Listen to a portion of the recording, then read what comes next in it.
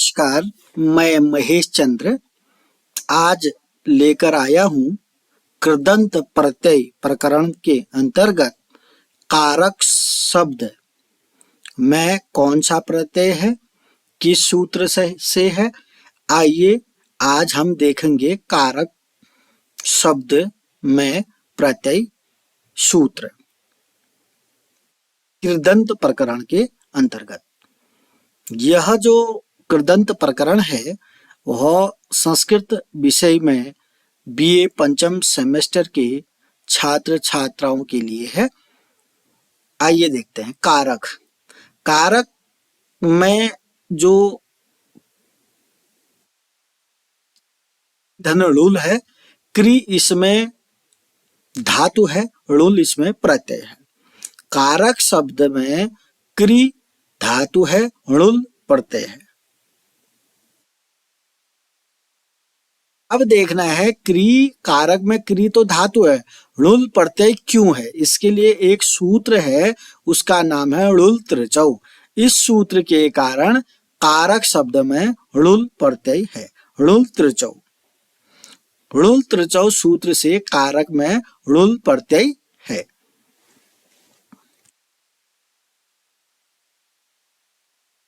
तो आपको समझ में आ जाना चाहिए कारक जो शब्द बना क्री धन ऋण से बना है। अब ऋण प्रत्यय क्यों आया, ऋण त्रिचौ सूत्र के कारण कारक में ऋण प्रत्यय है। आप आराम से इसको देख सकते हैं, समझ सकते हैं। पॉज करके आप इसके लिए 10 मिनट तो वीडियो सुनिएगा, 10 मिनट पॉज करके इसको पढ़ लीजिएगा और 5-6 मिनट इसमें लिखने में लगा दीजिएगा, कैसे नहीं आएगा। तो कारक क्री धन ऋण, ऋण कैसे आएगा, ऋण त्रिचौ सूत्र के से कारक में ऋण प्रत्यय है। ठीक हो गया। अब देखते हैं दूसरा। पहला स्टेप तो यहां तक है, स्टॉप। अब है ण और ल की इत संज्ञा तथा लोप होकर, यानी कि ये अण इत संज्ञा है और ल भी इत संज्ञा है। अब ल है तो आपको मालूम ही है, जैसे ल आधा है वैसे ही अण भी आधा है, तो इनका इत संज्ञा हो गया है, तो इनका लोप हो गया, इसका भी लोप हो गया, इसका भी लोप हो गया। बचेगा क्या, वो बचेगा।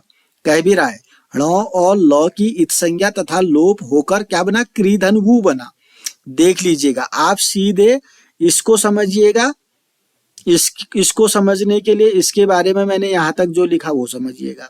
फिर इसके बाद सीधे यहाँ आ जाइएगा क्री धन वो। अब क्री तो वही है, मैं यहाँ से ये भी डिलीट किया, ये भी सीधे वो लिख दिया। अब ये क्यों लिखा मैंने, इसको समझना है और वही बात लिखनी है। वो इसलिए शेष रहा क्योंकि अण और ल इत संज्ञा है, इनका लोप हो जाता है, तो ये डिलीट हो गए हैं यहाँ पर। अब बचा क्रीधन वो, पूर्ण विराम लगा दिया। उम्मीद करता हूं यहाँ तक समझ गए होंगे। नहीं समझे तो पॉज करें और इतना समझ लीजिएगा पॉज करके। आगे देखते हैं। अब बचा हमारा क्रीधन वो। क्रीधन गुणुल का क्रीधन वो बच गया। कैसे बचा पता है।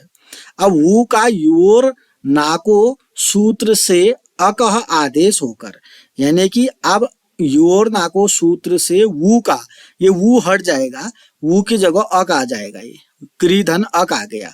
अब वो भी हट गया, उसकी जगह अक आ गया, क्रीधन अक बन गया। अब आपको क्रीधन अक कैसे बना, ये इसलिए बना क्योंकि वो जो है वो का योर नाको सूत्र से अक आ गया, यानी कि वो की जगह पर क्या आ गया, अक आ गया। अक इसलिए आया योर नाको सूत्र के कारण आया। यहां तक आप समझ गए। 3 स्टेप लिखते भी रहिएगा, अगर लिखने से आपको और समझ में आएगा।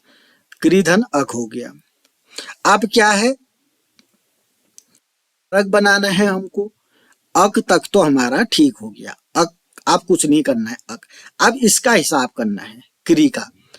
अचोणीति सूत्र से क्री के रिकार की वृद्धि होकर, क्री में जो री है ना, इसका वृद्धि होकर क्या बन गया, कार बन गया। क्री का कार बना दिया हमने। अभी क्री का कार बना दिया, अक वैसा ही रहा। क्री का कार बना, अक का अक ही रहा। अब क्री का कार कैसे बना उसके आगे पढ़ लीजिएगा।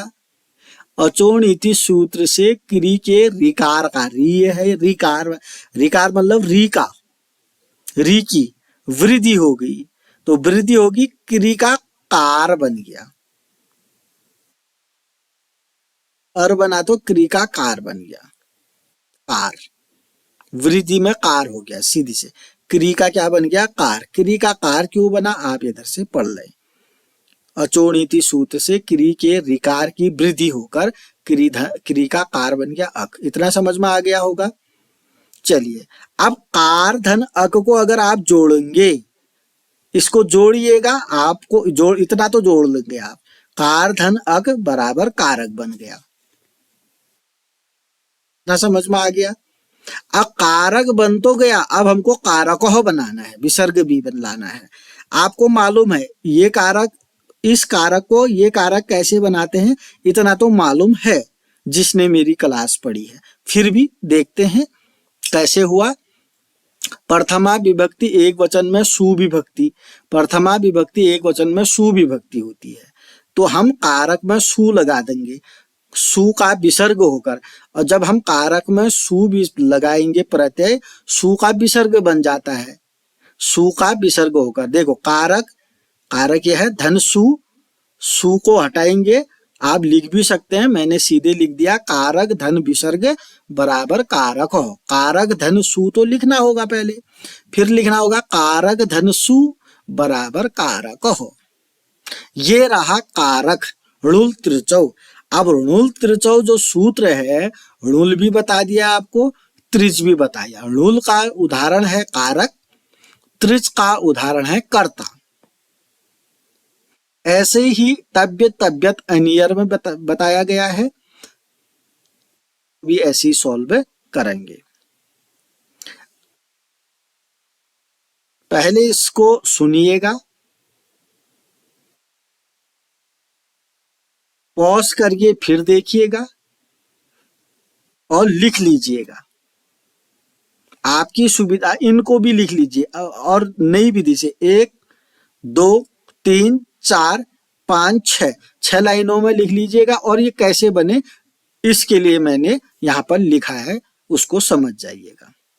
तो ऐसे ही आपको 50-60 ही शब्दों को सीखना है। और ये जो सूत्र देखो, इन्वर्टेड कॉमा में लिखे मैंने, ये सूत्र डबल इन्वर्टेड कॉमा में, ये सूत्र है, सूत्र नंबर 1 इसके बारे में आपको आना चाहिए, सूत्र नंबर 2 इसके बारे में आपको आना चाहिए, सूत्र नंबर 3 इसके बारे में आपको आना चाहिए। तो इस कारक को सॉल्व करने के लिए 3 महत्वपूर्ण सूत्र आ चुके हैं, इनको आपको अच्छे से नोट करके समझ जाना चाहिए। और इन तीनों में से भी अगर इंपॉर्टेंट सूत्र की बात करूं तो ये सूत्र इंपॉर्टेंट है, तो इस सूत्र को तो आपको समझना ही होगा।